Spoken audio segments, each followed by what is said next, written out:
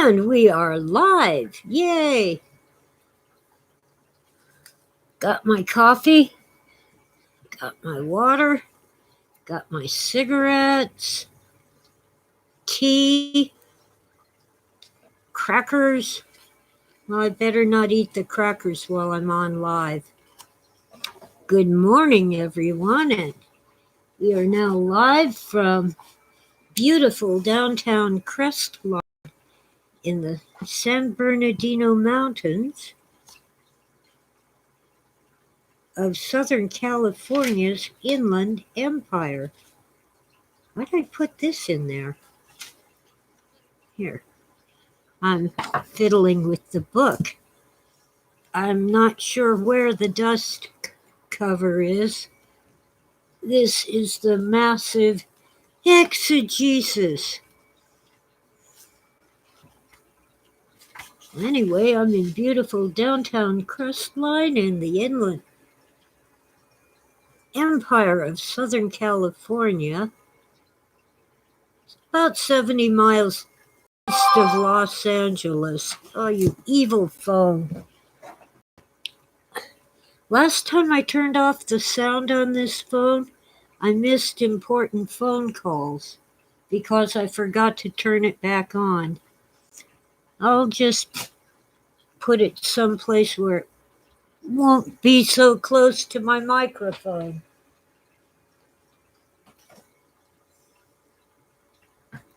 That's better. Oh, wow. Anyway, I thought it would be a good time to get back into the exegesis because I'm still searching for the books that I want to review. They haven't turned up yet, but I'm sure that they will. They aren't gone, just hidden.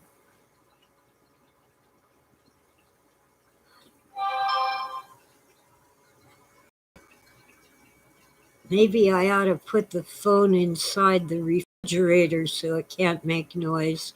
But then I'll forget where it is, and I'll go nuts.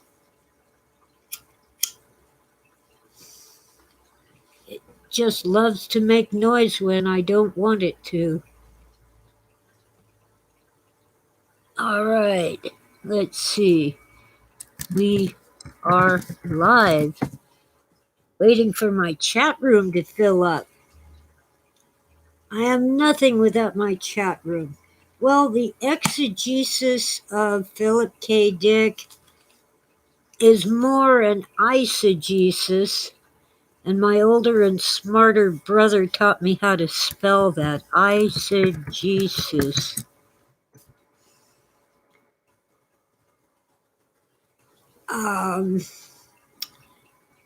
Phil read his own culture into the ancient writings. He had access to little bits of the Dead Sea Scrolls and the Nag Hammadi texts. Not like we do now, much of it had not been translated. Much of it had not even been pieced back together. The Dead Sea Scrolls in particular were in terrible condition. Little tiny pieces, the size of a coin, like a dime or a nickel. Anyway, the thing is, he interpreted them in terms of our modern culture and not the culture of the people who wrote them and read them in ancient times. Of course, ancient being relatively recent, 2,000 years ago, maybe 2,500 years ago at the most. I don't know. That isn't modern times, but it isn't that ancient. I mean, the clay tablets from the Sumerians and Babylonians and Assyrians date back much farther than that.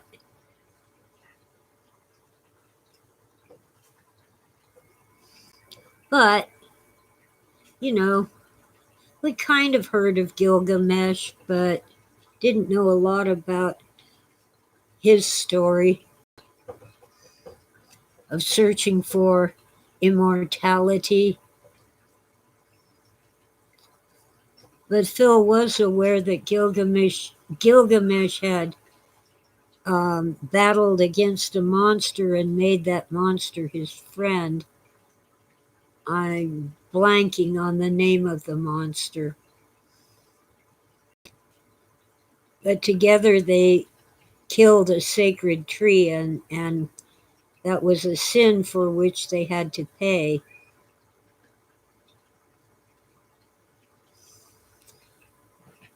So Phil was kind of aware of that. Hi, Howard. Well, this is a pretty good day because yesterday I managed to do some laundry. I can't always fit that in with everything else. Like I'll wash a load, but it's too hot to go hang it on the clothesline. And when I get back to it, I have to wash it again. Or something comes up and I have to drop everything and go do something. But let's see. Also, you might have noticed I've changed the location of my desk. I need to do something about all that glare behind me. Not going to do it right now. We'll just put up with it. It's that my door is open because the cats insisted. If the door were shut, it would be different. What is that? Oh. Okay. Anyway, I thought it was a good time to delve into Philip K. Dick's exploration of the scriptures and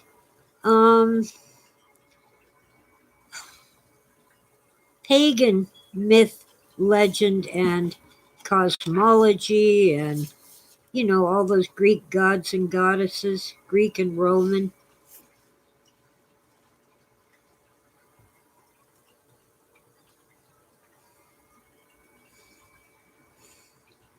I've written all kinds of notes here.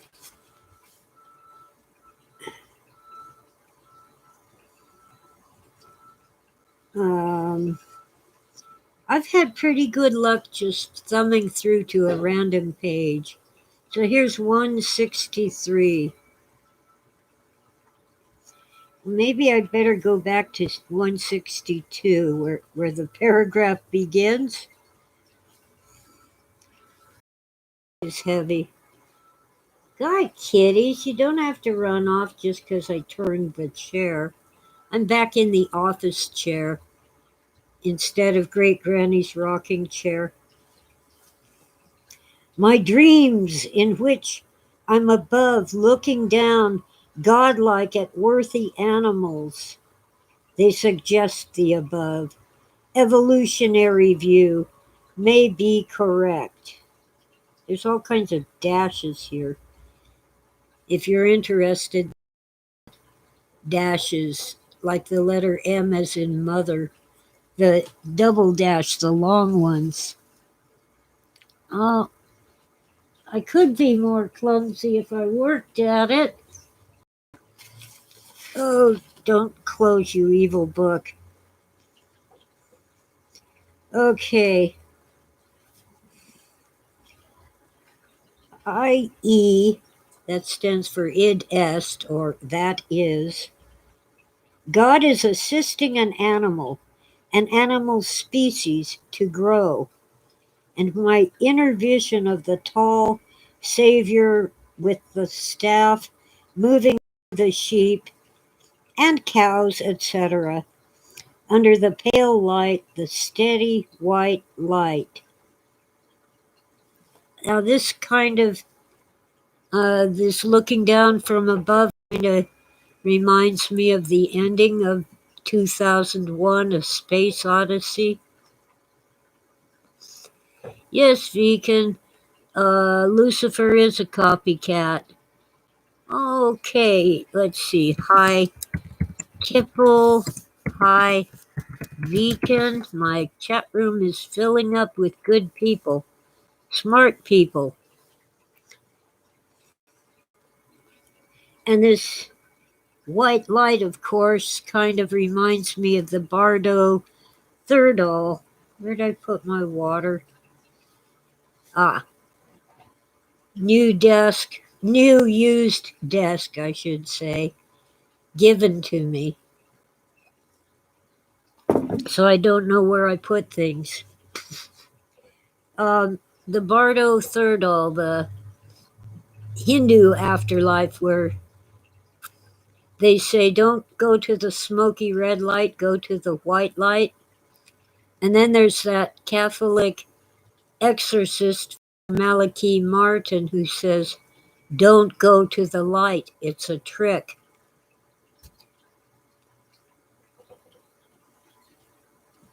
Anyway, sadly, Phil never heard Father Malachi Martin. It's spelled like Malachi, but it's his name, and he always pronounced it Malachi. He was Irish. He had been a Jesuit, and he quit. He had to get the Pope's permission to quit being a Jesuit. And he did. He got permission. And he wrote at least one book about how terrible the Jesuits are. Anyway, let's see. Back to the exegesis. I knew that the sheep were ourselves, humans. I now understand a mystery of evolution. A creature does not grow an eye. He is provided with an eye, but he must struggle to use it to get it to begin to work. For him to struggle and achieve this, he must be under enormous stress to need its use. So I must have needed the new faculty or organ, needed what it could do in order to extricate myself. I got it to come on, and it did extricate me. So Phil's thoughts are bordering on Lamarckian evolution. Lamarck, eye itchies, sorry. Terrible eye itchies. Lamarck posited that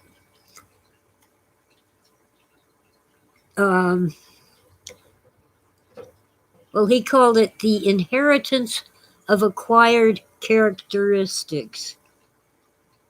For example, Lamarck, sorry about that, these itchies are awful. Lamarck said that originally the giraffe's neck was much shorter, but it couldn't reach the leaves on the tree, so it stretched and stretched until its neck became longer. And that this trait of a longer neck would be inherited by that giraffe's offspring. And the more I learn about DNA and the objections to Darwinian evolution, the more I think that Lamarck might have been onto something. In Darwinian evolution, accidental changes happen slowly over time, and those that are beneficial survive. It just won't work. DNA is a language like a computer program. Our friend, in quotes, Bill Gates, even stated that DNA is a code like a computer program. If you change some digits in your computer program, do you ever get an improvement? No, the file is corrupted and your computer doesn't work right.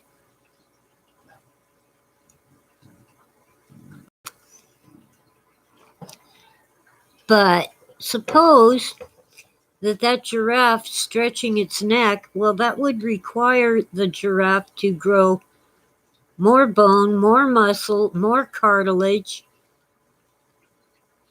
and that just might work backward to change that giraffe's DNA so that it would produce the bone, muscle, and cartilage to make its neck longer. And that DNA would get passed down to that giraffe's offspring, and they would have longer necks. Of course, that's oversimplified, but I don't want to get into the weeds. Oh, hi, Jan. And Waxy Web. Waxy. Okay, so Phil sees himself in a dream, hovering above, looking down on the sheep, and the sheep are us humans. And rather than gradual Darwinian evolution, God gives us the gift of a new organ or a new way of using the organs we have. And we have to work at it. Oh, wax the destenographizer. That came up on Facebook. Phil used that term somewhere to talk about decoding. He felt that it wasn't really encrypted like as a spy might encrypt a message, but it was in shorthand. And if you could learn what it really meant, all these little bits of information that we gather, it would somehow enable you to free yourself from bondage. That's what the Judeo-Christian religions are about. They're about freeing ourselves from bondage to sin. And sin is not something that you do. Well, sure, cussing is a sin. Cheating on your spouse is a sin. But it's really that we're in a sinful condition where we owe a debt for sin. And the idea is that that debt is so great that only God can pay the debt. God the Father can show us mercy, and God the Son can pay the debt, and God the Spirit can help us, give advice, and so forth. Hi, Buckeye. I love it when my chat fills up. Oh, Humano. Good morning. Hard for me to type and talk at the same time. I've got a really good chat room today. Oswald. Oswald has a wrench.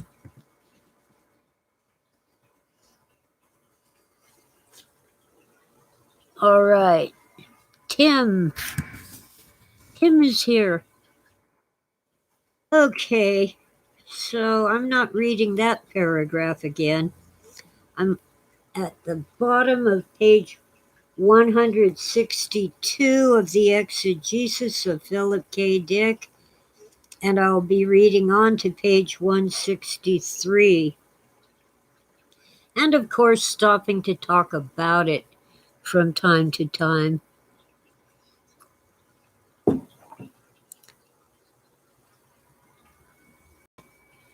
Humano Merida. Isn't Merida poop? Uh, I know in French, merde is, well, I'll say crap, poop.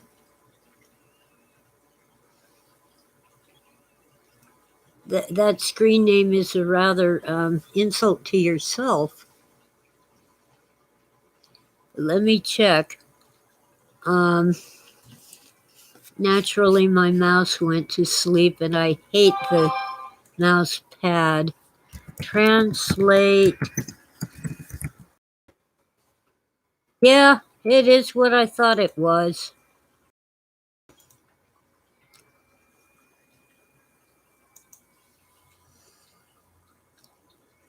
God doesn't make trash. We're all valuable. Hi, William. Okay, back to the exegesis. But if this was a true metamorphosis, and for those of you who were not here when I read that, it's that we acquire as a gift either a new organ or a new faculty, and we need to learn how to use it.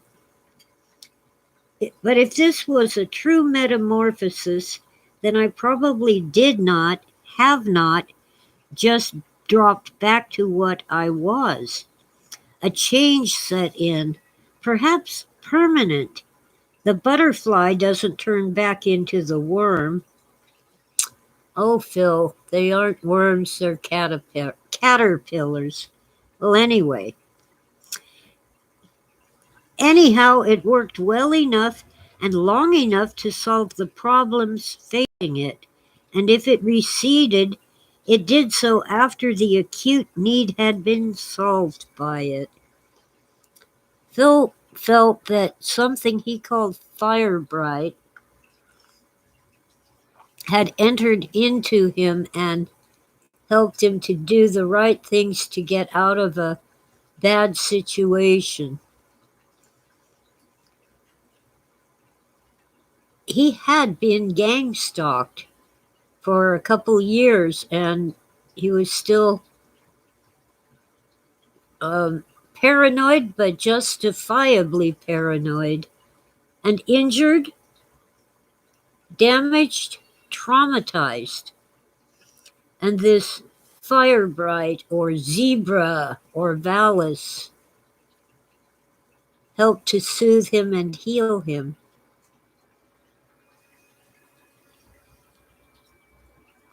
Okay, back to the book. There's an ellipsis. In other words, something's left out. This is all very well, but what of the faint, far-off voice? I'm going to back up and see. This is humongous. It isn't. Apparently, it isn't a letter to anyone. It's just a bunch of things that he typed and put in a folder. Wow. This is all very well, but what of the faint, far-off voice? As if at the far other end of a pipe, or at the end of a long tube, at the top of the well.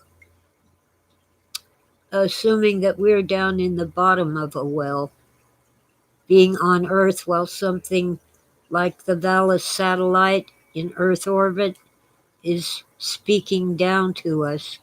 Okay.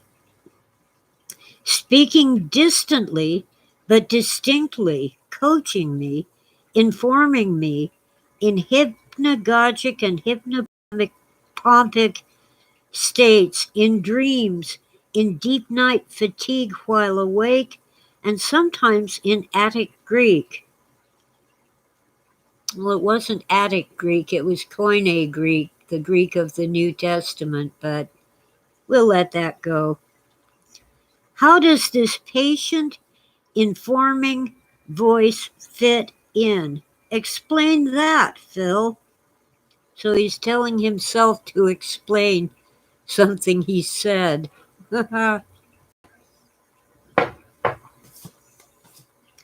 He's already working on Valis, the 3 Valis novels, in which Phil is one of the characters, but an alter ego such as Horse Lover Fat is also there. Anyway, back to the book. Is someone of a much higher intelligence, of another species, looking down at us from a distance above, like research scientists looking down at creatures in an artificial maze? It still does not compute. I still don't have it. There is no reason why, in leaping up the ladder of evolution, one should find himself hearing his thoughts in Attic Greek, or hearing thoughts not even his own in any language. There is still this dialogue with the Holy Other, and still the mystery why Attic Greek. Well, once again, it was Koine Greek, the Greek of the New Testament. But we'll let that go. See, in the world of the New Testament, Rome had taken over, but the Romans considered their own language too simple, too simplistic for conducting commerce. If you wrote your contract in Latin, it would be rather, what's the word? Ambiguous. And there would be people going to court over ambiguous terms in their contracts, so they recommended using Greek. They considered the Greeks a bunch of filthy barbarians, but they did admire their language and their past cultural achievements. So anyway, Koine, the common Greek, is what everyone spoke in the Roman Empire. And most of the New Testament is written in Greek. Not Hebrew, not Aramaic, Greek. Koine Greek. Oh, your own personal exegesis. Something to... Waxy Web is really cool. Something to de-stenographize, something to open your eyes. Okay. Nice chat room, good chat room.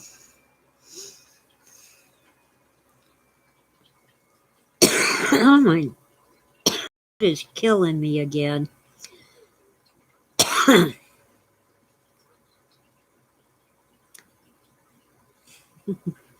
Back to the book.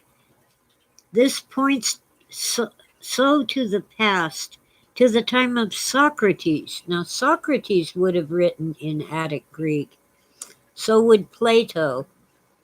And actually, we don't have any writing from Socrates. What we have is what Plato wrote about Socrates.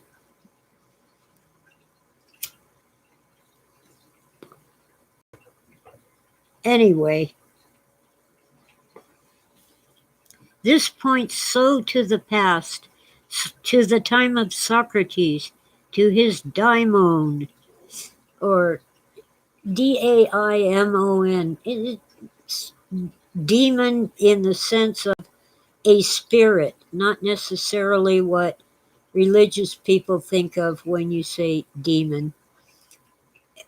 To the Greeks, everybody had a daimon, a demon, a spirit.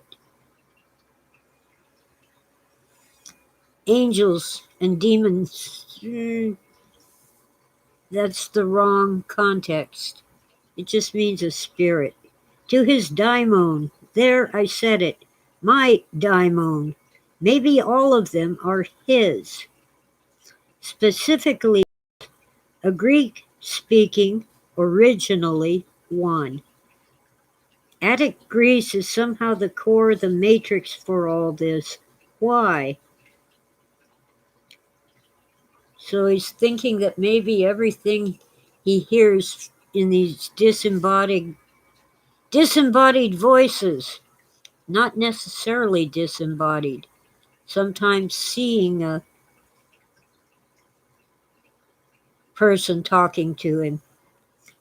He's thinking they might all be coming from Socrates, but at other times he thought he was talking to Francis Bacon or Erasmus or some other author or philosopher that Phil admired from like the Middle Ages and the Renaissance,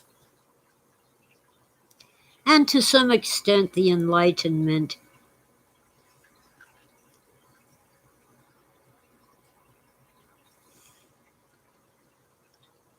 So here he says, Attic Greece is somehow the core, the matrix for all this. Why? He certainly did inspire that film, The Matrix.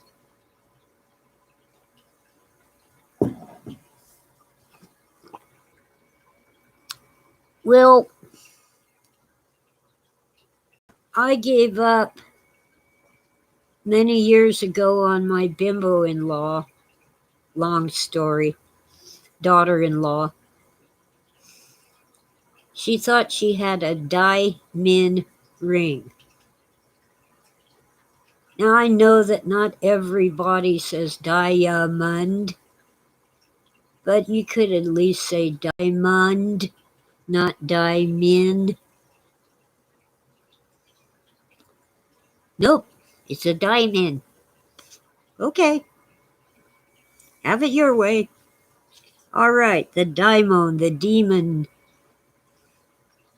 is nothing more or less than the spirit. One more paragraph here. I saw the meaningful structure of reality, the logos, and there was constant change in it. Sorry. And there was constant change in it, everything around me, because it is alive and possesses activity, because it possesses mind.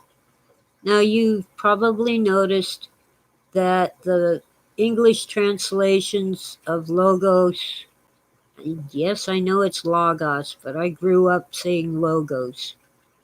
In John's Gospel, it says word. In the beginning was the word. But logos is much more than that. Word is lexi, like lexicon, a fancy word for a dictionary. The logos is primarily rational thought. But if you get a good, go ahead and use Google and get a good translation, you'll see all these many translations and interpretations of logos. So anyway, I saw the meaningful structure of reality, the logos, and there was constant change in it, everything around me, because it is alive and possesses activity, because it possesses mind. We ask, why do we experience time, i.e., change? And the answer is, this living reality is evolving, perfecting itself. We're within it, so I guess we are a subpart of it, also alive and also changing, evolving toward completion. It is a great entelechy. Okay. Come on, mouse. I hate it when the mouse goes to sleep. Entelechy. Okay. I kind of know what that means, but I'll look it up to make sure. the realization of potential, the supposed vital principle that guides the development and functioning of an organism or other system or organization. In a sense, it's the bridge between the potential and the actual.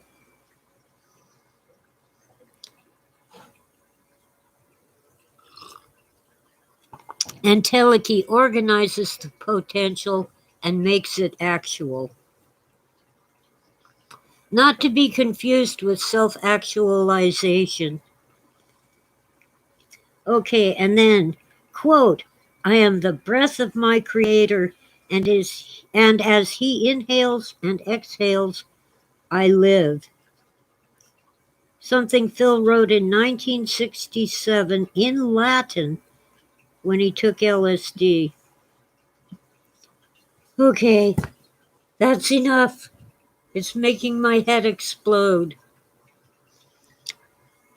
And I'm having itchies all over, by the way, not just my eye. I'm using allergy meds and anti-itch skin creams constantly.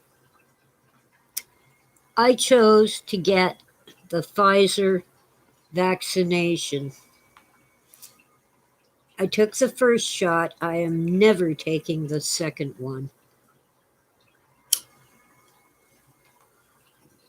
Within a day or two, my arms from elbow to shoulder were on fire. They were so hot it hurt my hands to touch them. I was putting ice packs on my arms. It started on where I got the shot, traveled across my back and the back of my neck, and down into this one. It was painful. It lasted a week. The itching drove me mad. And I was using the anti-itch creams and alternating Benadryl and chlortrimeton. If you just use the same one over and over, you develop a tolerance and it doesn't work as well. And of course, I was either taking aspirin or ibuprofen. At one point, I was using Alka-Seltzer because it's easier on my tummy. And it's pretty much the same as aspirin. Well, now, that was in February when I got the shot. It has been spreading the front of my neck and part of my chest. Eye itches. And what's weird is I keep peeling as if I had a sunburn.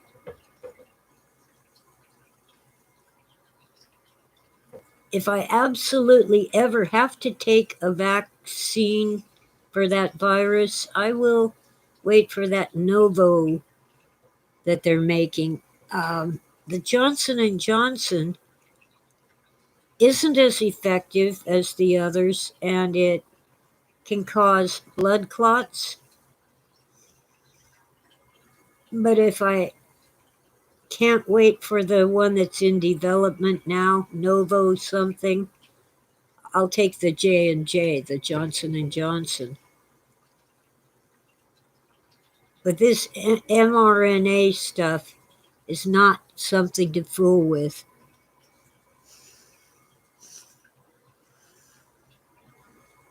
A new lab, a newish word.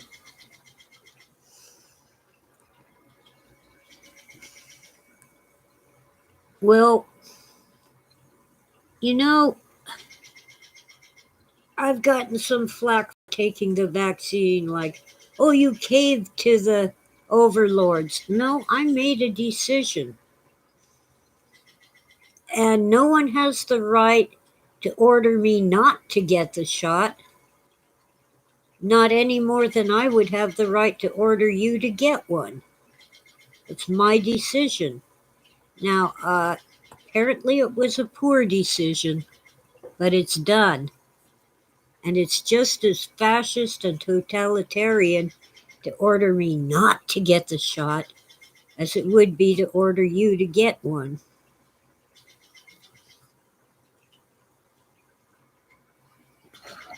Anyway, my reaction is not creating as much itching. My skin isn't getting as hot, but it's been 6 months and it isn't going away. It's spreading.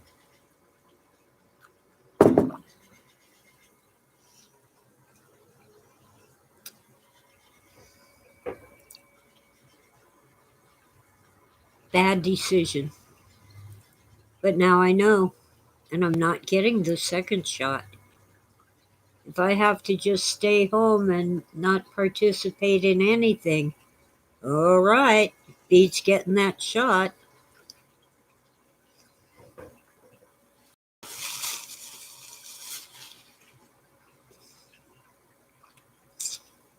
I'm just waiting for the next lockdown. This is,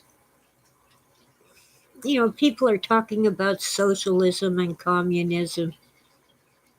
What it really is totalitarianism and fascism. Sure, the corporations own everything, but the government controls the corporations or at least works together with them. Maybe the corporations are controlling the government.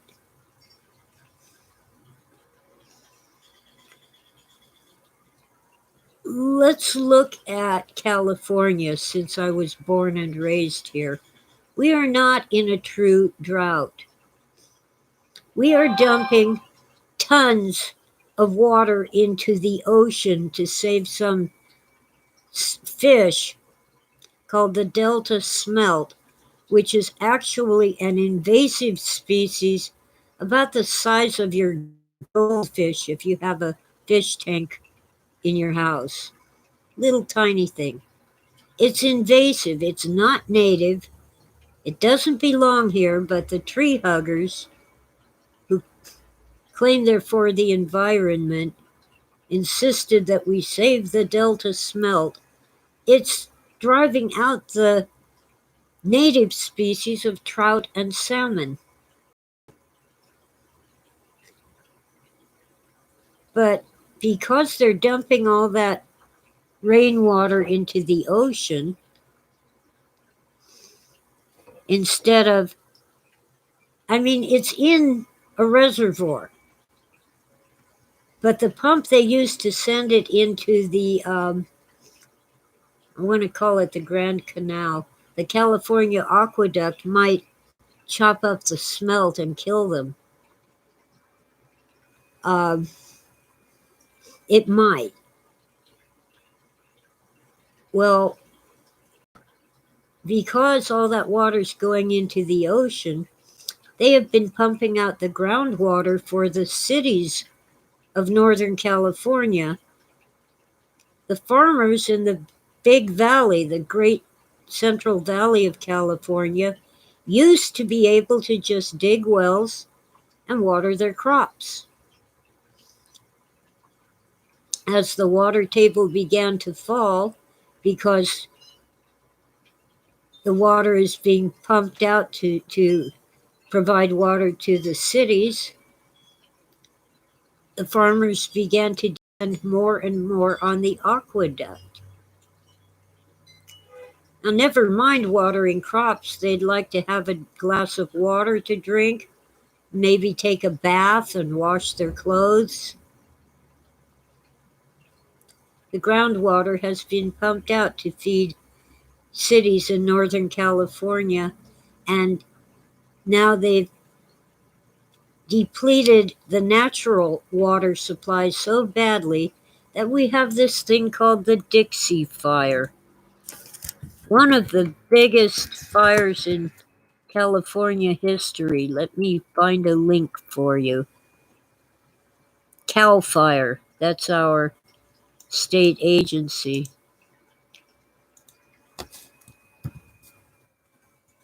There you go. It's so hot and so dry that the firefighters are having a devil of a time. Okay, this says cause under investigation, but it has been established that it was caused by equipment failure in the electrical infrastructure of PG&E, Pacific Gas and Electric. They basically have the monopoly on providing electricity in Northern California. Down here we have Edison Company, and they are much better. Their rates are lower, even though they're higher than most of the nation. They're really pretty good about keeping their poles and transformers and wires in good condition. Not PG&E. Direct energy weapons, I don't know, could be, but considering that PG&E does not do proper maintenance on their infrastructure, we didn't need a direct energy weapon to start the Dixie Fire. Let's get another link, since Cal Fire doesn't have a lot of info. Video.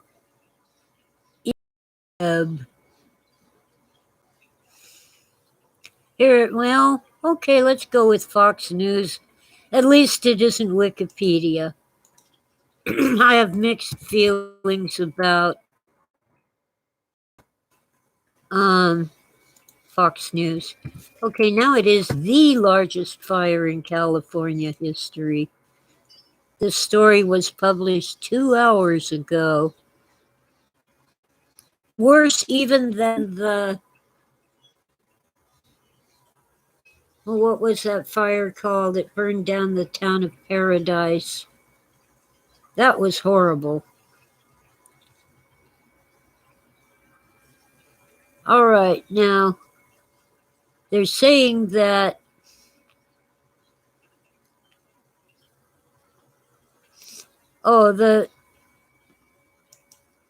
the fire last year, the August complex, was actually a whole bunch of different fires caused by lightning. But this Dixie Fire,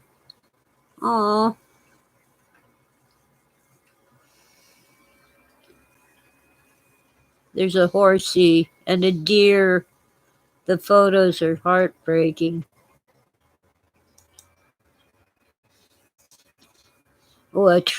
PG&E says that it might, not may, you idiots. May means a conductor on top of a pole.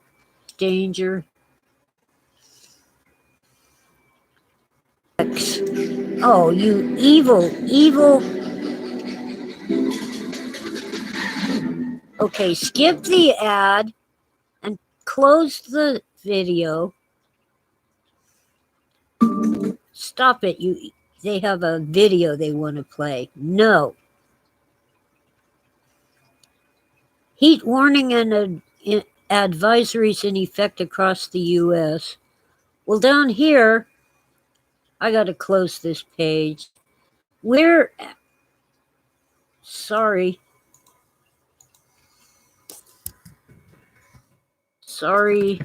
for buffering. They're talking about the drought and global warming causing this fire.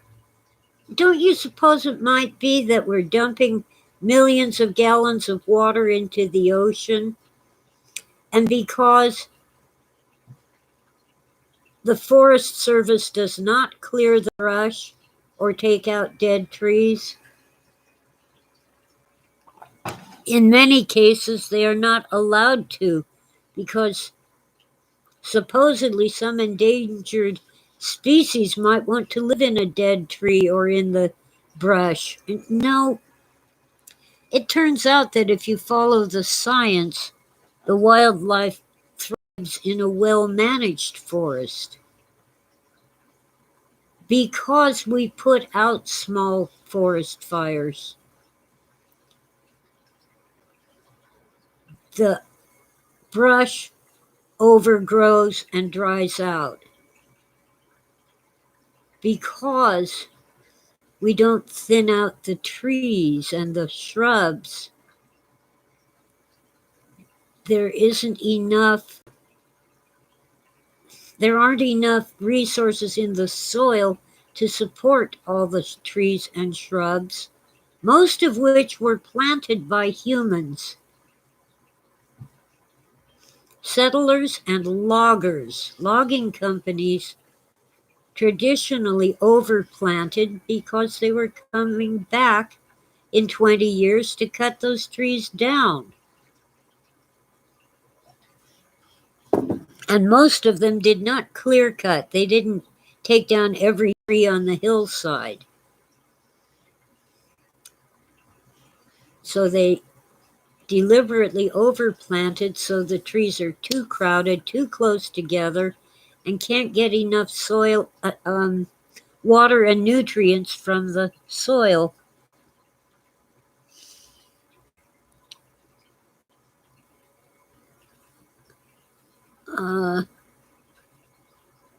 I don't dare play videos or music unless from time to time someone gives me permission to play one of their songs that they recorded.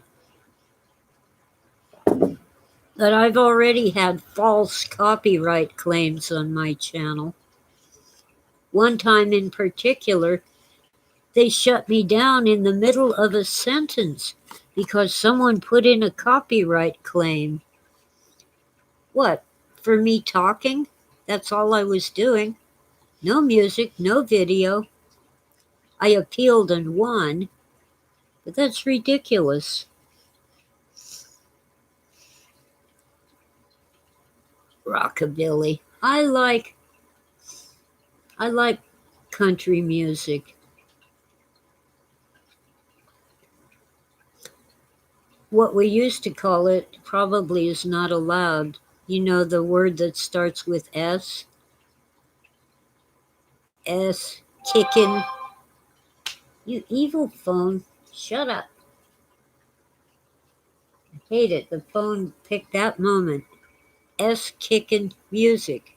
Love it. You know, Grand Ole Opry, Hee Haw. I even like Lawrence Welk, but only as background music.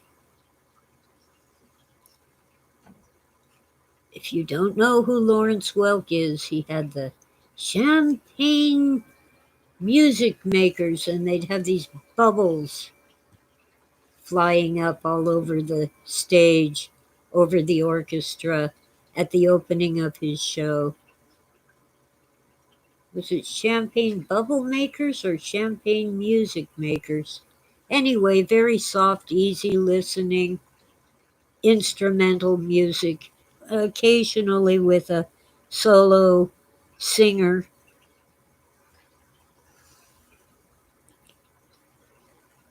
Well, I've learned to love jazz blues, the hybrid of jazz and blues. If I put on anything by the Beatles, Waxy, I'd be off the air. Anyway, this ain't global warming, folks. It's mismanagement. We've had special taxes one after the other to put money into a lockbox that will only be used for improving our roads. You know, like the potholes on California freeways.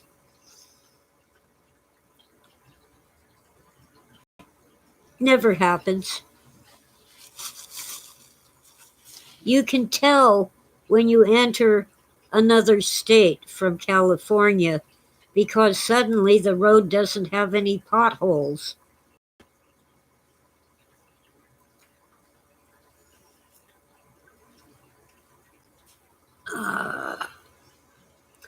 Our state has been mismanaged since the days of Pat Brown, Jerry Brown's father. He was governor of California when I was a child, and nobody liked him. So what did they do? They elected his son. Well, anyway, I think before Pat Brown it was the Supreme Court guy. I'm suddenly blank on the name. It's on the tip of my brain. Supreme Court and California governor.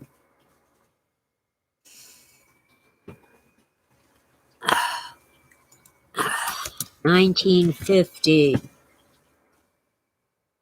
Earl Warren.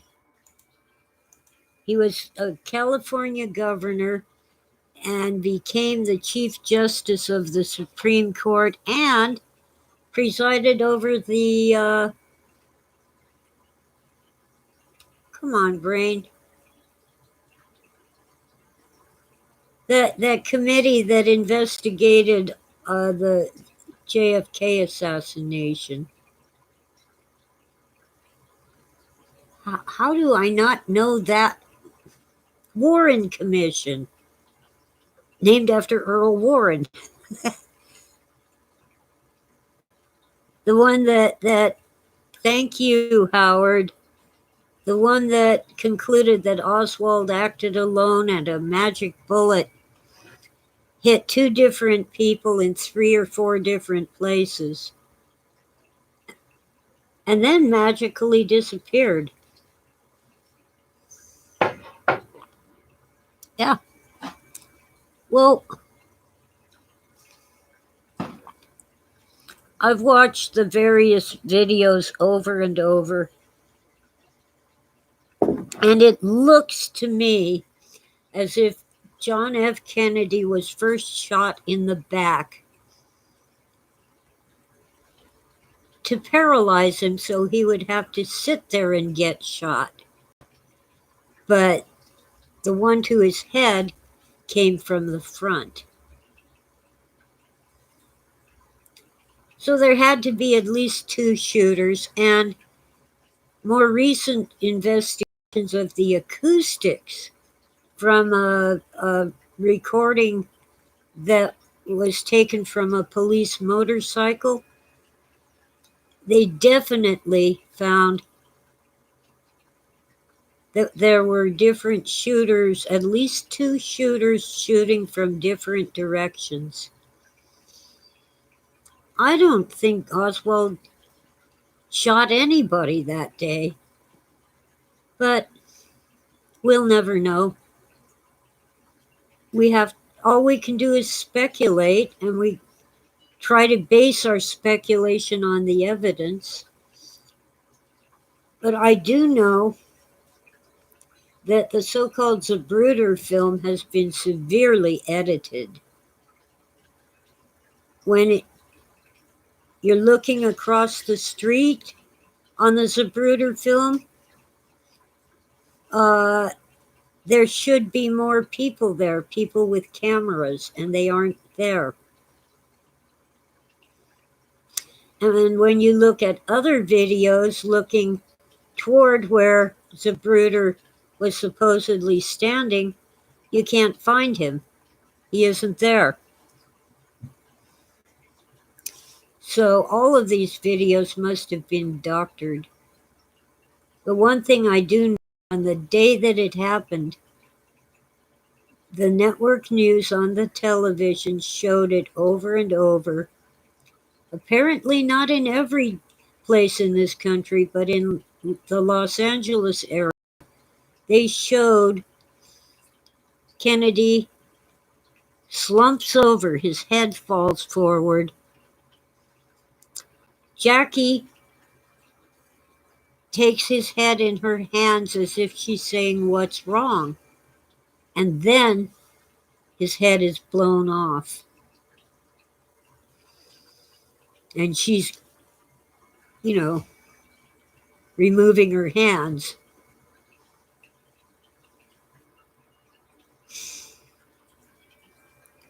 Horrible day.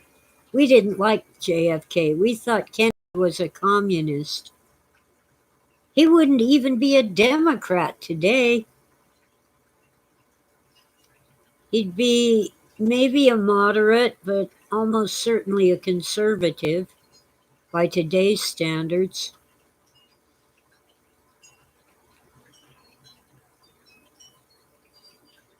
It's horrible.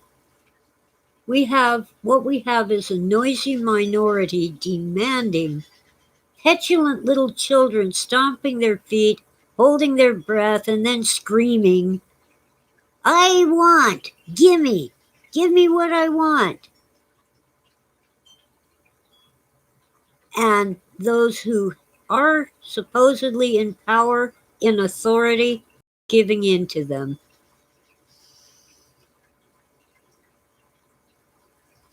Well, many people have accused the driver, but it isn't likely that the driver even had a gun. The driver did turn around and look back, but I don't think he shot him, but the stupid driver did stop the car instead of hitting the gas. So maybe he was in on it. That's what I think, but I don't think he shot anybody.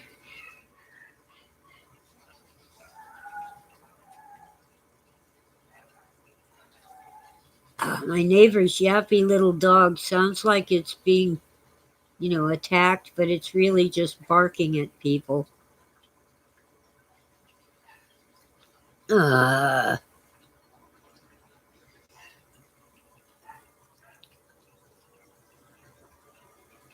Now maybe,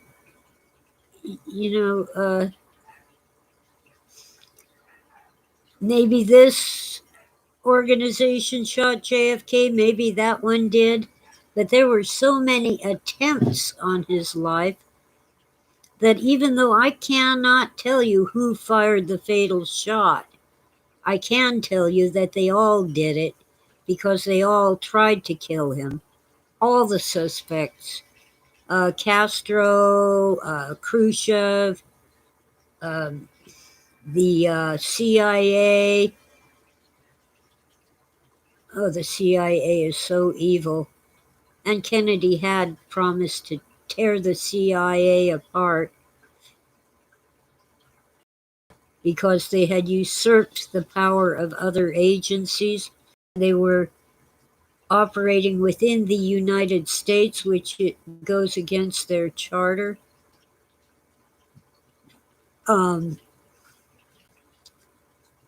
Weirdness.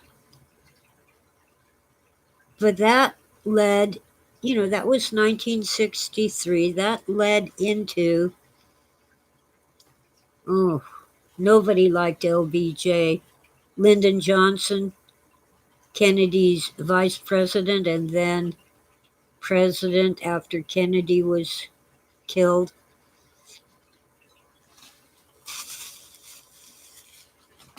People from both sides of the political spectrum, left and right, were marching in the streets together, chanting, "Hey, hey, LBJ, how many kids did you kill today because of the Vietnam War?"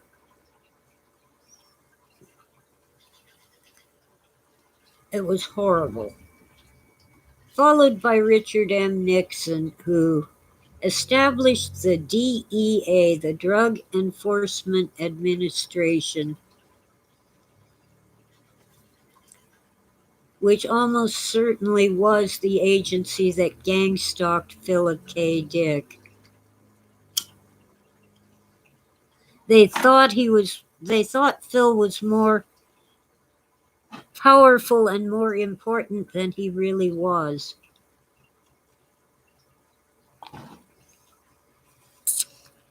And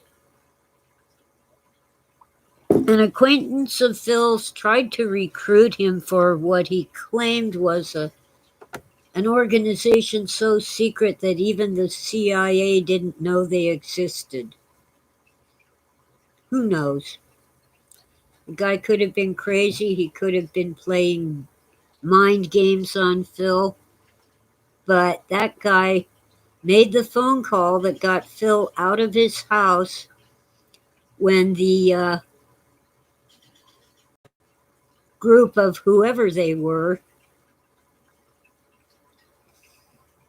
broke into his house, trashed the place, vandalized it, stole his bank records, tax records, and the manuscripts of the books he was writing.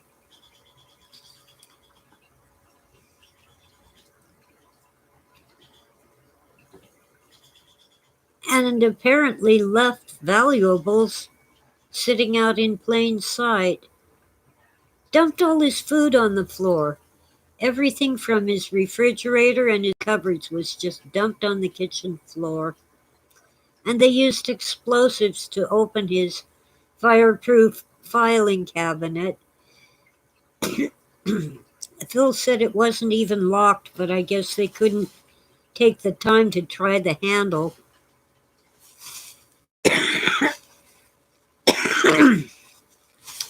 Sorry about that.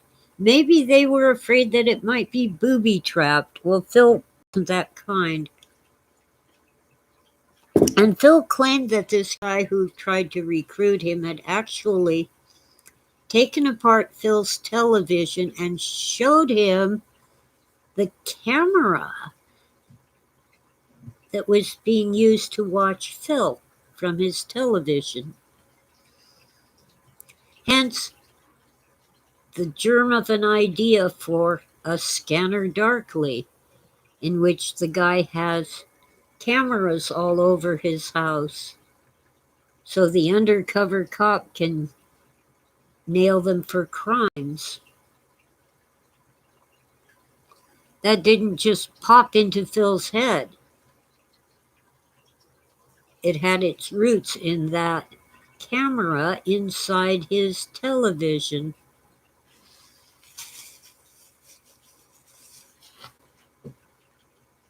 Amazing.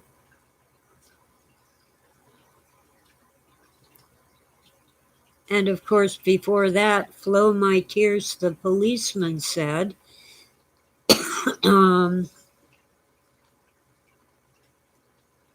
was kind of about his experience. But in that novel, Jason Taverner suddenly doesn't exist in a world where you can't function without an identity that can be checked, by scanning your ID card or whatever.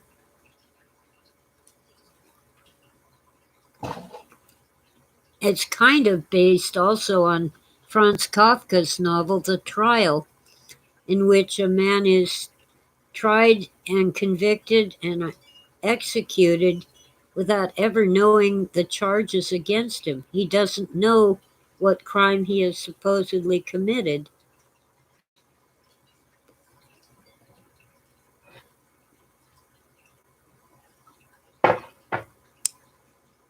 Maybe Phil won Shirley Jackson's lottery.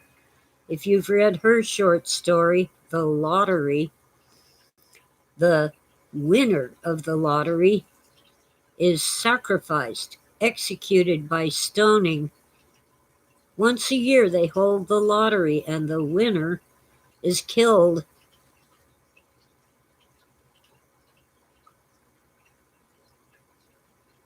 And some kind of crazy ritual, but no one seems to object unless they're the one who got chosen.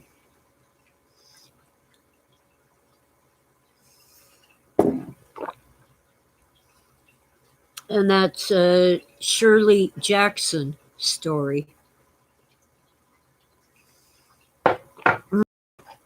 Tea's gone, water's gone, still have coffee. I drink all three in the morning. Water because I'm dehydrated, tea because it has health benefits, and coffee because I love coffee. Oh, Cardinal Sin, hi there.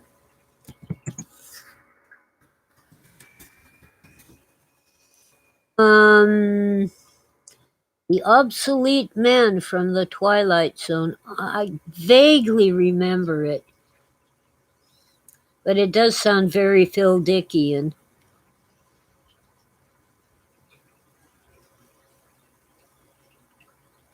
I wish that Phil had written something for the Twilight Zone. He did write some radio adaptations of his stories for radio. I think it might have been called the X Zone, something like that. Oh, Oswald has syrup, almond, and milk in the coffee. Well, I despise almond flavors. I like almonds. I hate marzipan. Burgess Meredith. Yes, it would have been awesome, Waxy.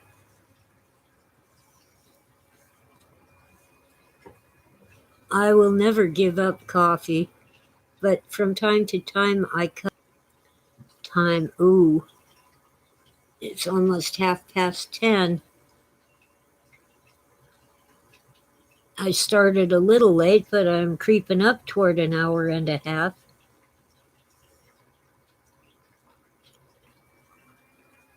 Okay, let's see. I gotta scroll up. Oh, Oswald thinks that Stephen King is a CIA agent. Well, considering the poor quality of Stephen King's writing and the millions of dollars he's made from it, I wouldn't doubt it.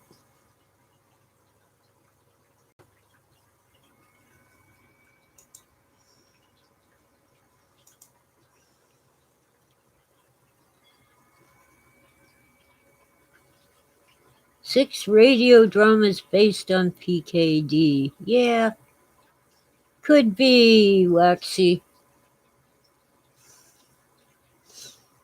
Oh, hazelnut is almost as bad as almond flavor in my coffee. I won't drink coffee that has the hazelnut flavor. Yuck. I think it might be worse than almond. X-1, that's the one Phil talked about. That he wrote them based on his short stories.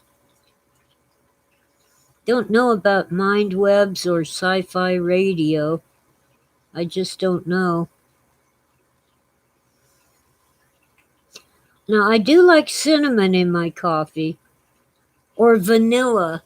When I get one of those cold coffees out of the refrigerator at the grocery store, I usually get a vanilla latte.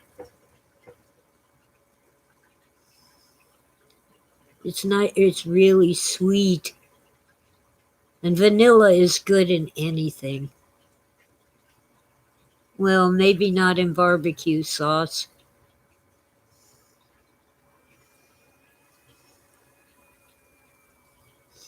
Yeah, mocha's okay. It's kind of a chocolatey coffee, but I don't seek it out.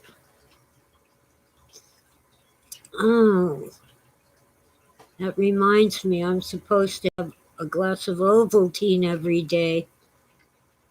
Back in the day, Ovaltine tasted yuck, but the new formulas they have today are pretty good. And they have vitamins and stuff.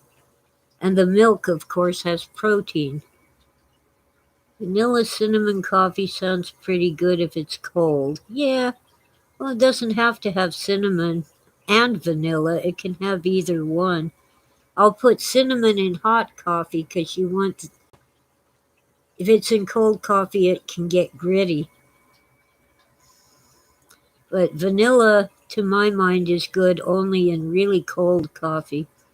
Caramel, Lexi. Caramel coffee. Yeah, my brother likes that. Do I believe in... I think you mean Satanism? Hi, Kataki. Oh, the devil exists. Many devils exist. I don't have faith in them. I hate them. Many of the famous Satanists were just putting on an act. They weren't, they didn't really believe, but they were making lots of money.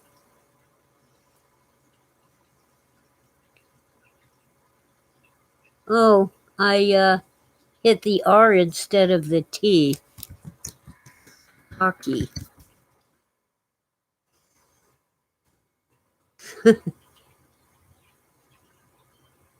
Soy milk. Oh, Cardinal Sin is a vegan. Well, I don't have the discipline to get the proper nutrients without some animal products in my diet. I mostly avoid meat, but once in a while. For example, liver. I don't understand why people don't like liver. Cooked properly, it's delicious. Of course, if you go to your local diner and get liver and onions, it won't taste so good because, well, most of them just don't know how to prepare it properly. So it's all bitter and tough as shoe leather. But if you learn how to prepare it and do it at home, it's tender and tasty and very good for you. Yeah, well, your fried liver wasn't cooked right, Waxy. First, you soak it in cold water for at least 5 minutes. Rinse it, pat it dry. Make sure there's no green things. Sometimes the butcher didn't even remove the gallbladder, and sometimes the bile spilled out of the gallbladder onto the liver. Get rid of anything green. Then you give it a quick fry in a cooking oil of your choice, just to brown it on each side and get rid of that oil. And then slowly cook it over low heat in butter.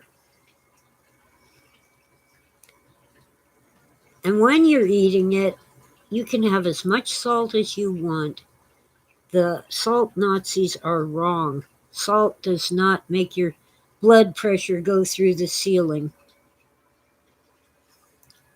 Some experts, some doctors even claim that salt helps you keep your blood pressure normal.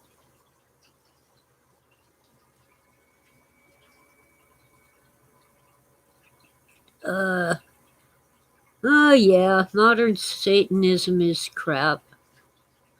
Well, I'm not that good at cook, but I've learned to cook a few things that I like to eat. But even better is chicken livers. They're naturally more tender than beef. They're getting hard to find, at least around here, because the fishermen use them as bait. Liver and onions fried. Yeah, as long as they're properly prepared to take out the bitterness, they're awesome. Well, Phil and I looked into a number of religions such as Hinduism and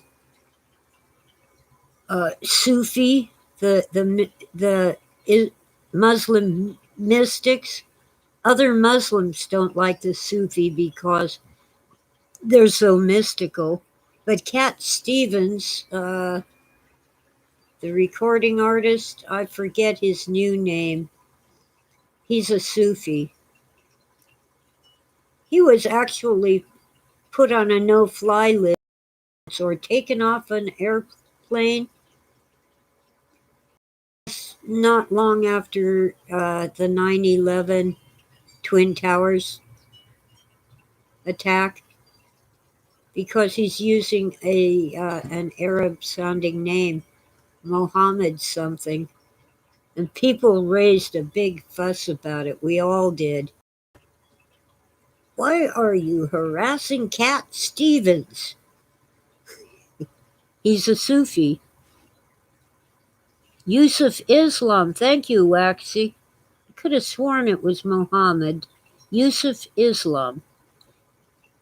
He went back to Cat Stevens probably because he got so much harassment with his Muslim name. Well, anyway, yeah, Phil and I listened to his albums. Phil would play them over and over. And I will never forgive Phil for dissing my Three Dog Night album. I had an album of Three Dog Night that I could not play when he was around because he thought it was crap. He'd much rather play the Grateful Dead. Well, Three Dog Night was a good band. I can't at the moment think of the title of any of their songs, but they were one of the greats.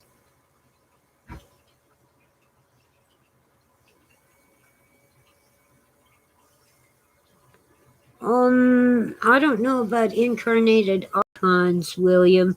That's possible, but I don't know. But I'm pretty sure that there are genetically different humans.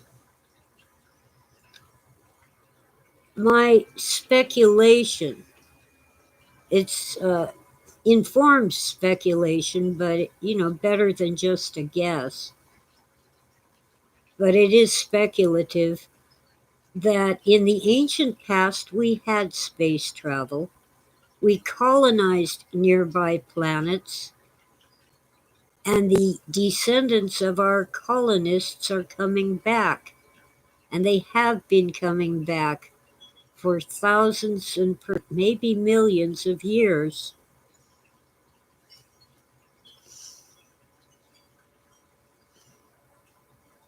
Yeah, Three Dog Night is amazing. He probably would have come around. He didn't like the Eagles at first.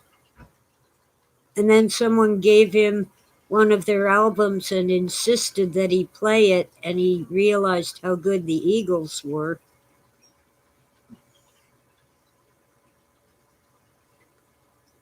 Oh, thank you, Tim. One is the loneliest number. Mama told me not to come.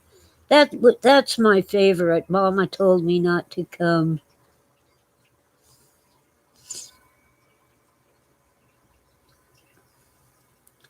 Okay, what have you been using, Corona? What did Waxy say? Corona schmorona. Oh, liverwurst? Yeah, with liverwurst you can't go wrong. It's already cooked and prepared. It happens to be pork liver, so if you're Jewish or Muslim, you don't get to eat it. Well, Reformed Jews can eat it. Orthodox can't.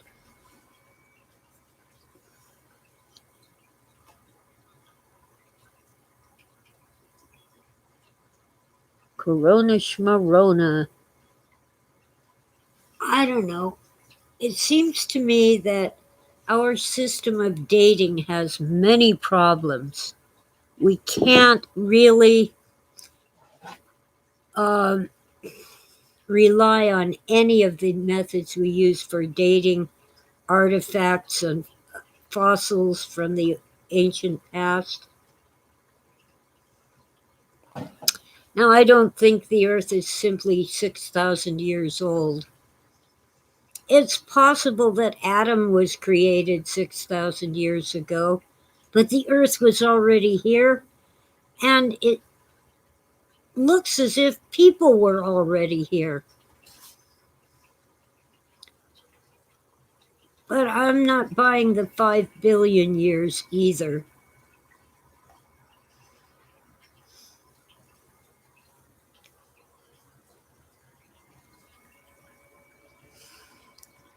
Egyptians, well, the ancient Egyptians were not the people who live in Egypt today.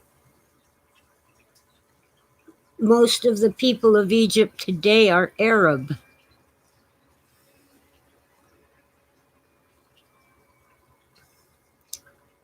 Egypt, now that is really something.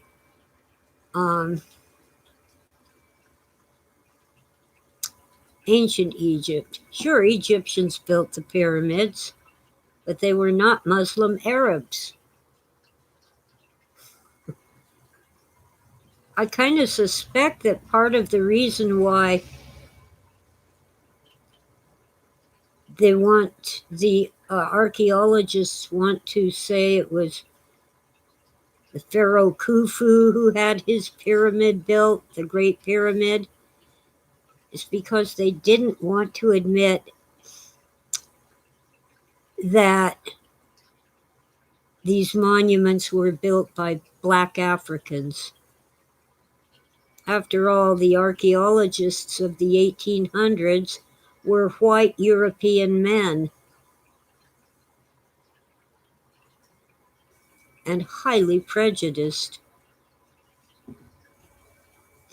I'm definitely going to have to do something about the glare behind me, but not today.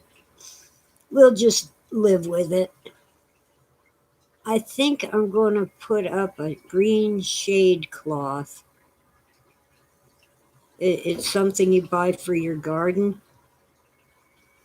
Put that up behind me, or at least over that door, since the cats insist that I keep it open for them. Let's see. Ancient Egypt was a legacy culture. Well, they said they were. We never believe the natives when they tell us about their own history.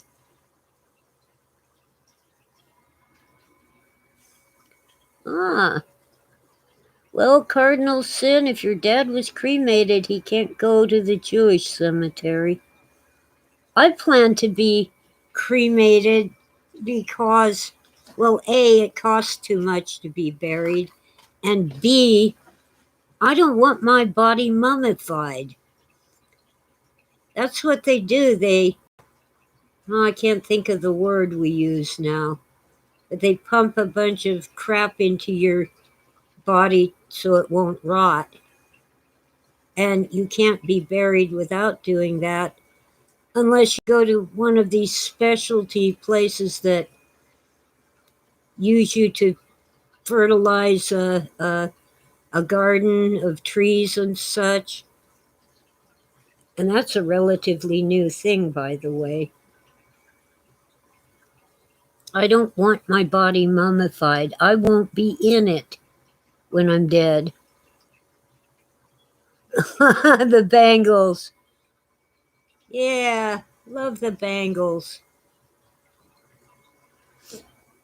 Oop arts? Oh, oop arts, yeah. Oops artifacts. They're out of place.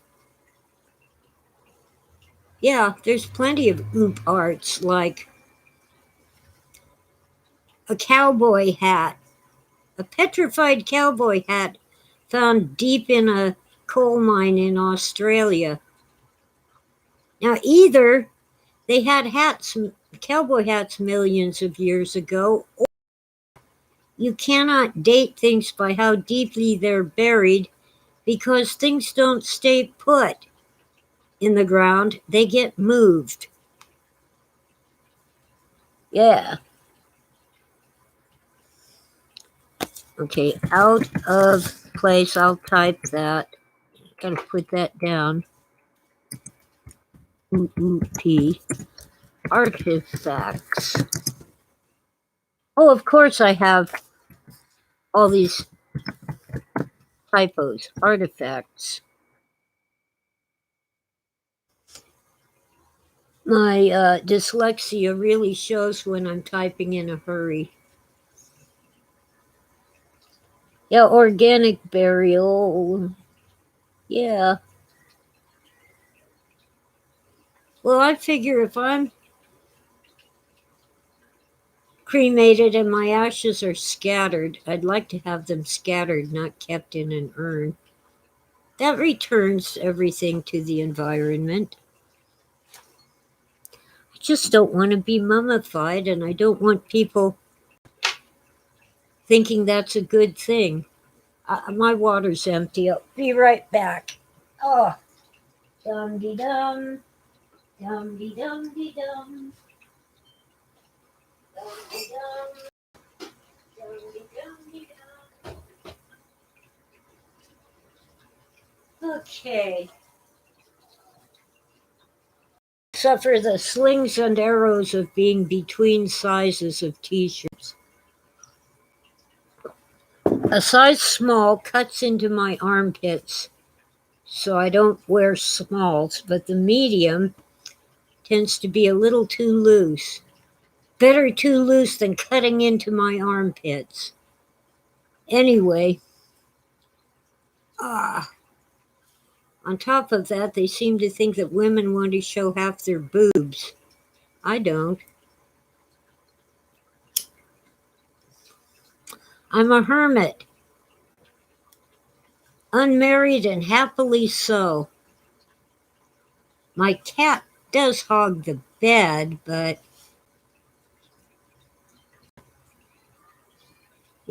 she doesn't get terribly jealous if I have a friend come over, or terribly upset if I leave. I mean, she knows when I get back, she'll get a treat. So she's perfectly okay if I go out and I'm gone all day.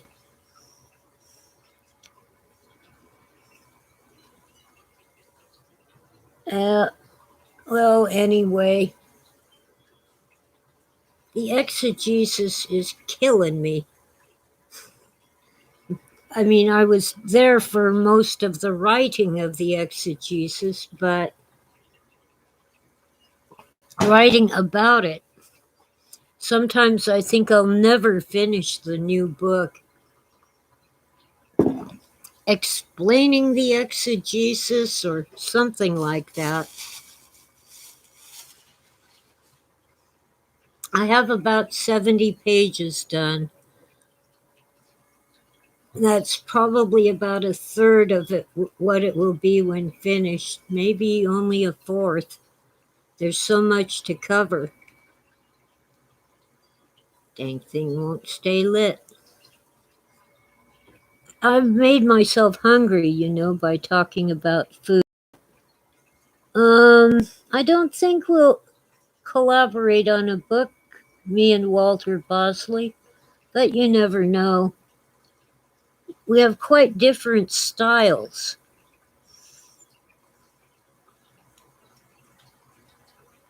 You want me to shut down your Depeche Mode references, Flaxy? I like your Depeche Mode references. So there. Um, Walter Bosley's is more investigative, like an investigative reporter. I do more book research, books and academic literature.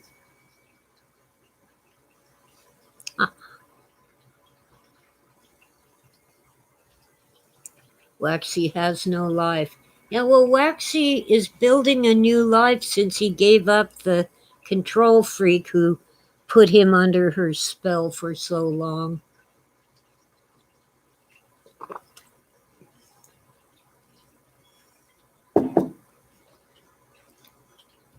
Control freaks are dangerous. You know why they want to control you? Because they can't control themselves. That's how my mother was. Mm-hmm. She died in 1988. Let's see. Oh, crap. I'm thinking. It was 89, I guess. Nobody misses her. That's sad, but it makes me laugh. I don't know why. I went to her memorial and spoke. I went to the burial of her ashes.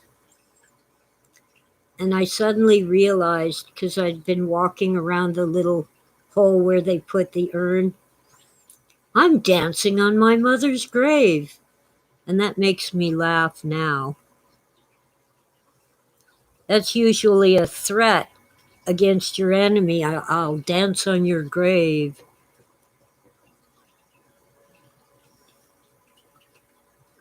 She was insane and dangerous.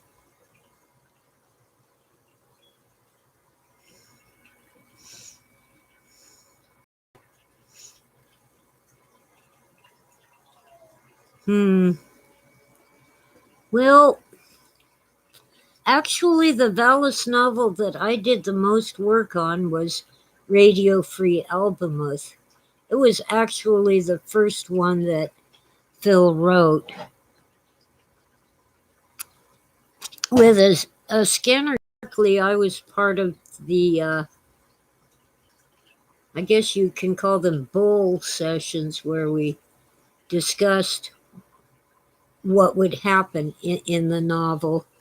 And I did all the proofreading until the second time that the galley proofs came back from the publisher, you know, corrections. And I absolutely refused and told Phil, this time you do it. And of course, the scene where he opens the hood of his car and it's full of dog poop instead of an engine, or it's all over the engine, that's mine. I wasn't allowed to touch the typewriter, but I did dictate it to him and he typed it.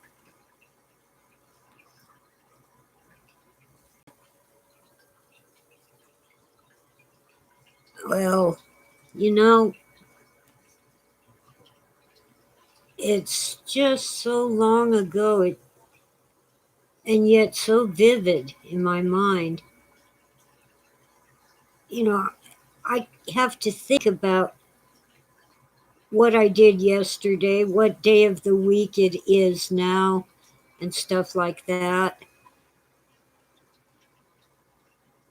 And the time with Phil went by really fast, like a roller coaster on the downhill. But it's quite vivid in my mind. I didn't have that much to do with Valis because he had moved out. And I had no money and no job, so I had to go live with my mother, the devil's sister. Got an education as an adult living in her house, just how horrible she could be. In a sense, she was a child who never grew up, a spoiled, demanding child. And she was also evil and controlling. I guess that was my problem: silent resistance and passive resistance. I wouldn't object when she told me to do something. I'd just go ahead and do it when she wasn't looking and take the consequences when she found out. And it was stupid stuff like, don't go to school on picture day. I don't want them taking your photo. They'll put you in a database. The government is spying on you. Well, I didn't skip school that day. And they took my picture, but I could not buy my school pictures because then Mom would know they had taken my picture. I don't know if she ever found out about that one. But then I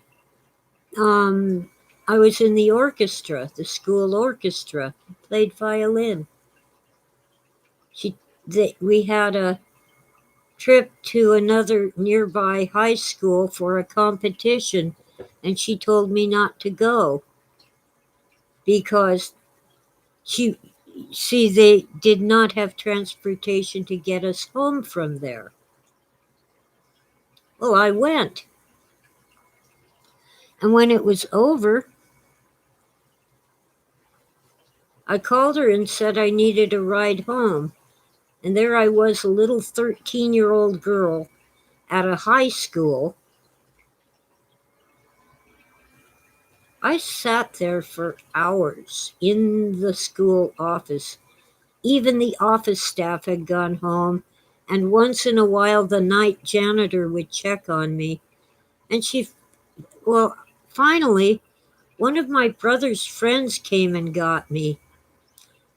Mom was just going to leave me there. But my oldest brother found out and sent one of his friends to get me.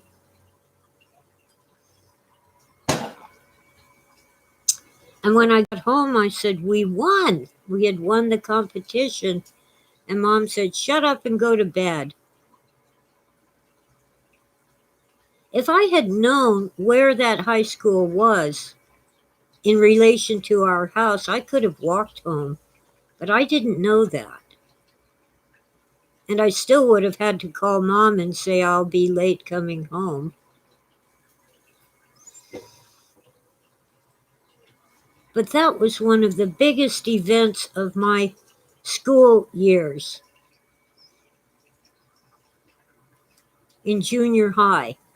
That was the crowning event. I was not going to miss it just because she didn't want to come get me from like a mile away.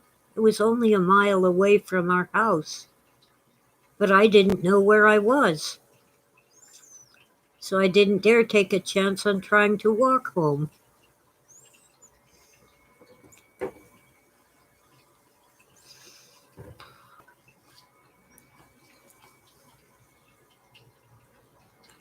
Ridiculous. Totally ridiculous.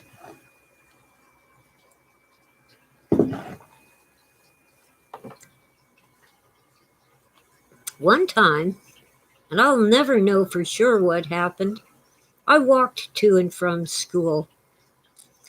And I was going to stop and watch a school football game with a friend, and he disappeared on me.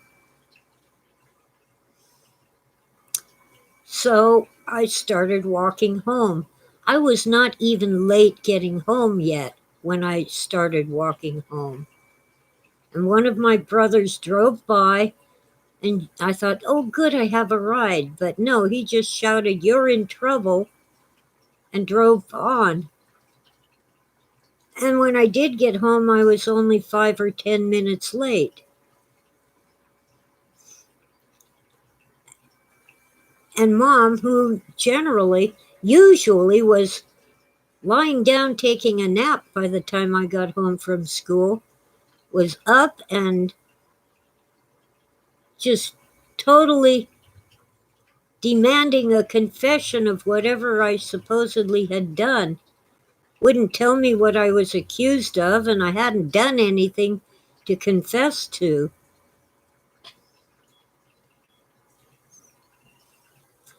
But apparently the friend, not a boyfriend, but a boy who was a friend who lived next door, must have made up some stupid story. They finally Mom went next door and talked to him and came back, and all was forgiven, but nobody apologized to me. It was just, oh, you're off the hook.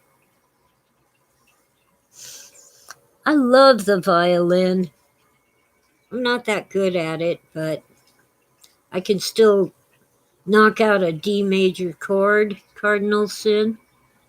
Let's see, I played for 2 years in junior high. Had a year off because that school didn't have an orchestra. And then I played for 2 more years. No, a year and a half in high school. And Mom sold my violin at a yard sale. That was the second time she did that. Originally, I learned the violin when I was in 3rd grade. She sold that violin.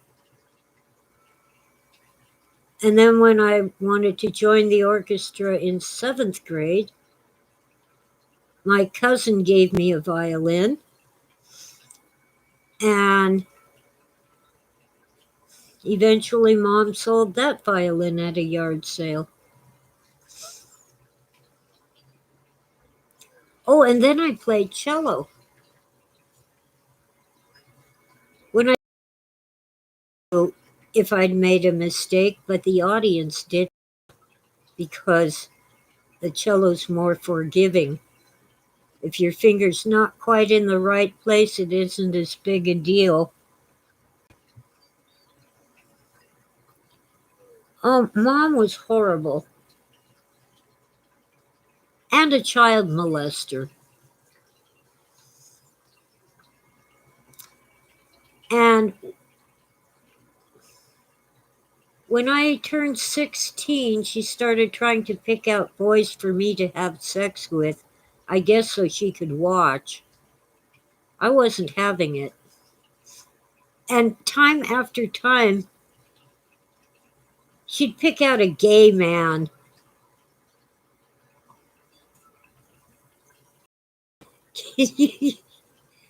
Makes me laugh now, but I was so insulted.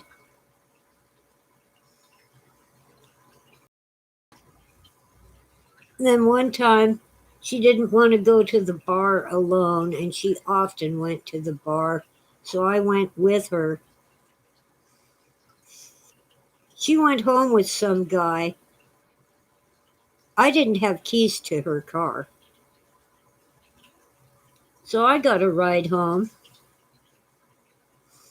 And the guy who drove me wouldn't take no for an answer. Although I kept saying no, and he finally went to sleep on Mom's couch. I was staying with Mom temporarily. Oh, he was so drunk he took no for an answer because he passed out on Mom's couch.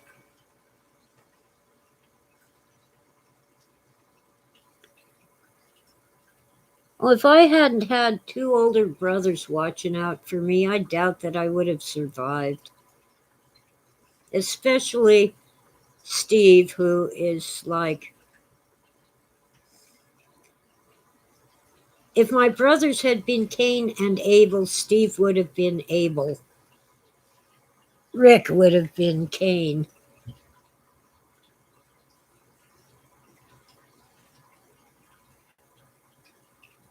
Yeah. Well,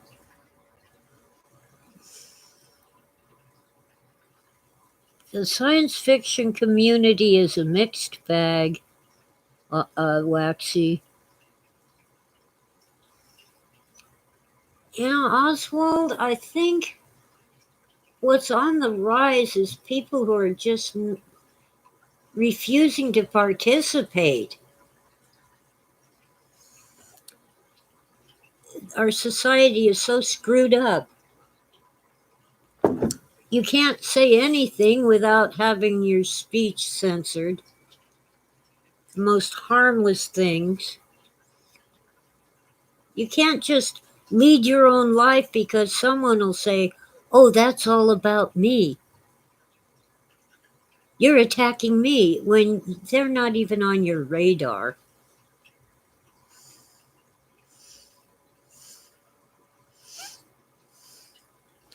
Dad was a nice guy, worked long hours, and was pretty much unaware. On the few occasions when he tried to stand up to Mom, she verbally beat him down. He was doomed as soon as he met her. Head over heels in love for the rest of his life. He was upset when she died, even though she had divorced him and he had remarried. He was devastated. Guess so. I like to be pushed around. But in some ways, Dad was stubborn. I think I get that from him. Quiet and stubborn. Just doing what you want and taking the consequences. That's something Mom never learned. She never learned to take the consequences. I don't know the book by Moira Grayland. Oh, Marion Zimmer Bradley was her mother, huh? Well, I think I've never read Mommy Dearest, but I've heard about it.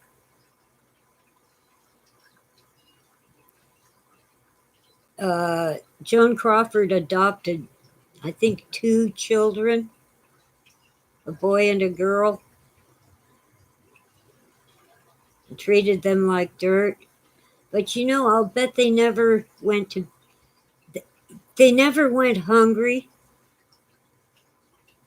They never had to wear hand-me-down clothing. But yeah, she was wealthy and didn't give them very much that she could have.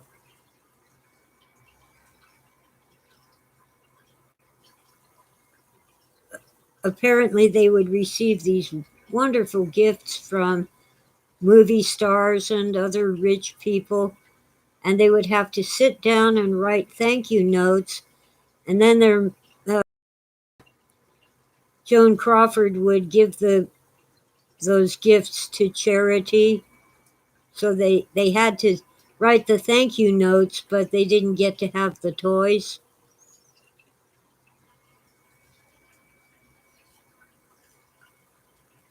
Beyond the closet, oh boy. The last closet. I never got shut in the closet, but I hid in it once.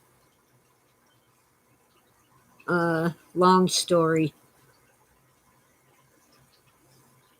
I started sneaking out the bedroom window at night when I was a teenager, just to walk around in the garden in the dark. I wasn't going anywhere. I just didn't like being shut in my room all the time.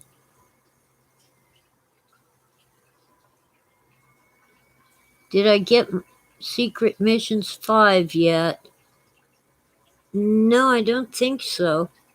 I didn't know it was being sent to me. I'm still reading the Napoleon book. But yeah, I love reading Walter's work. I've read the first 2 Empire of the Wheel books, and I'm halfway into the 3rd one, while also reading the Napoleon book. But I'm supposed to be writing about the exegesis of Philip K. Dick. Oh man, I'm almost at 2 hours, and I have something to do. Yeah, it's 11 o'clock. I got itchy so bad. I'm telling you, I do not recommend those mRNA vaccines.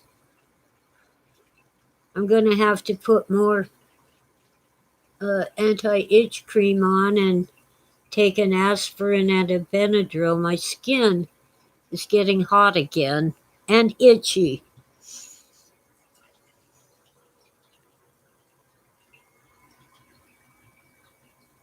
Yeah, I think you mean Tome, Tome, Cardinal Sin. I take a break here and there, but I also read a lot.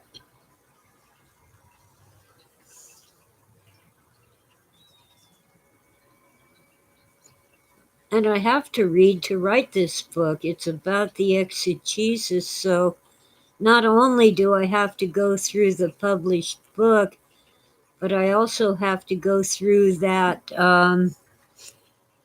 all those handwritten pages. Let me see if I can find the link. The handwritten pages that did not make it into the book. Here we go. Zebrapedia. People from all over are working hard to transcribe the handwritten pages.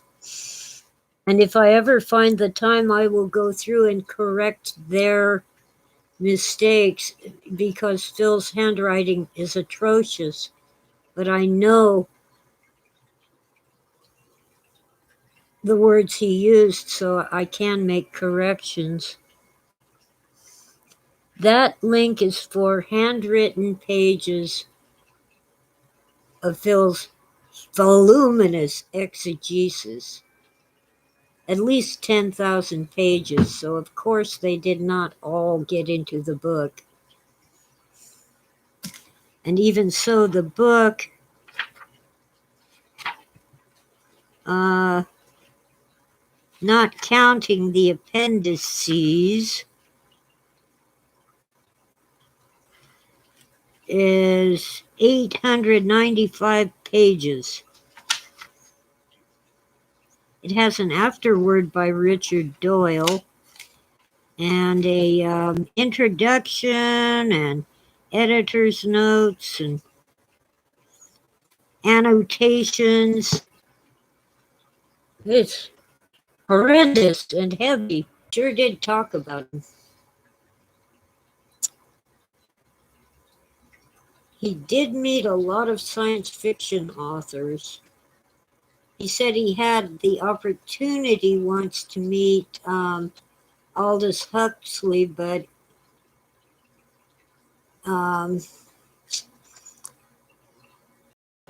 he ended up uninvited for being a smart aleck. The guy asked him, "Would you like to come and meet?" And instead of saying yes, Phil replied, "Aldous or Julian?" Julian Huxley was a lesser-known brother of Aldous, and there's a third brother whose name I've forgotten. Anyway, it is time to get back to stuff I need to do, like reading and writing, and I have to check my Facebook group because my co-administrator can't help today. So I need to delete any bad words and approve any good posts. Richard Doyle, no clue, Oswald. Not in touch with Richard Doyle.